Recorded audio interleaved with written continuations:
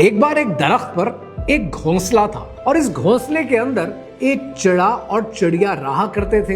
Husband and wife थे और आज फिर इनके बीच में लड़ाई हो गई थी।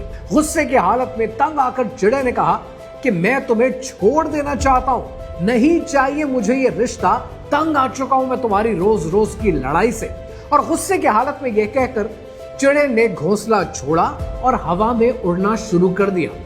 वो हवा में उड़ता रहा यहां तक कि शाम हो गई।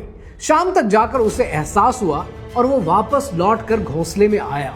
जब वो घोंसले में आया तो उसने देखा कि चिड़िया खामोश बैठी है। उसने उससे सॉरी कहा और कहा कि ये सब कुछ मैंने गुस्से की हालत में कहा है। चिड़िया फिर भी खामोश थी। वो सॉरी कहता रहा, मनाता रहा, लेकिन चिड़िया खामोश थी। जब उसने कहा कि मैंने इतनी बार सॉरी कहा है, तुम मेरी बात सुनने को तैयार नहीं हो।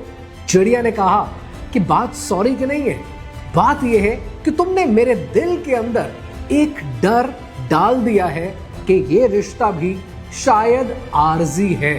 साइकोलॉजी कहती है कि जब कोई अबैंडनमेंट फियर देता है तो वो हमारे एमिगडाला को ट्रिगर कर देता है। जब एमिगडाला ट्रिगर होता है तो ये वो चीज है कि जो आपके अंदर डेंजर थ्रेट को पैदा करती है।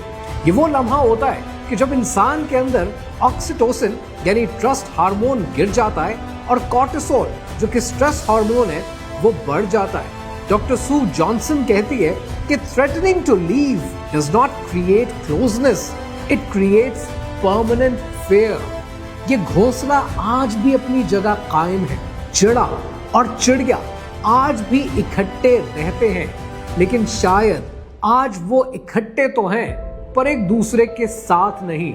आज उनके बीच में एक खामोशी है।